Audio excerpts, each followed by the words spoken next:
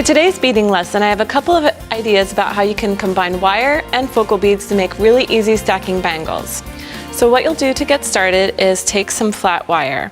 This one is 5 millimeters wide, and it is easy to wrap it right around something that you have at home. This happens to be about the same size as a standard bangle bracelet. So what I'll do here is measure at the front about the same length as my bead, allowing a tiny bit for making a wire link here on the sides. Now I'm going to just cut this here, and then I'm going to punch a hole in my flat wire. You can use a metal hole punch. Now see here I have this sharp edge. I can use a little bit of a metal file, an emery board, or even my electric bead reamer to just knock off that little abrasive edge. Then I'm going to punch a hole here. And you want to punch the hole on both sides of your wire. Then I'll do it on the other end, so that our bracelet's ready. Now what we'll do is make a bead link. Now to make a sturdy bead link for a bracelet like this, I like to use 18 gauge wire. And mixing metals is really in right now, so it's fine to choose something that's a different color. You're going to need a piece that's between 5 and 6 inches long for a big bead like this. Just string it right onto the center of your wire, and then start to form your wrapped loop on one side. I'm going to use a mandrel plier so that I get a really nice round circle. Then use my chain nose pliers to hold it in place while I coil around the top of my wire.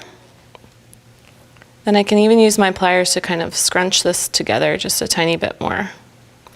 I'm going to trim away my wire and slide my bead down.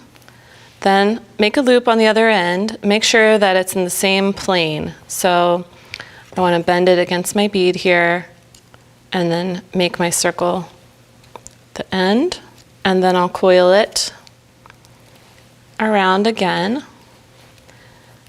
And I like for it to be even on both ends, so this is about 3 turns. Now I'll trim off my extra, and I can use a jump ring here to attach this to the middle of the bracelet. See, I have a little bit of an end here. I'm just going to flatten that down.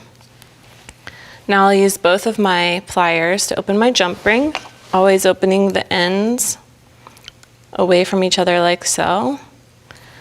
Then place your jump ring in the hole on the bracelet, and then attach it to the link. And that just gives it a little bit of extra movement and some more flexibility for wearing it. If you wanted to, you could wire it directly to the bracelet itself.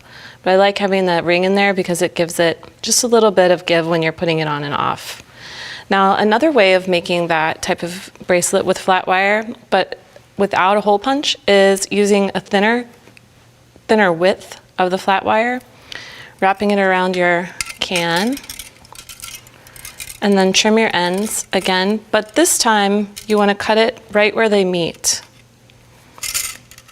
And then roll the ends with your bail making pliers. So roll those ends away from each other, and this will give you an attachment point for your bracelet. So here we roll it away. And then if you want to take a look at the gold and blue bracelets, you can see at the front there, my 2 loops are on either end, and then I have my link in between.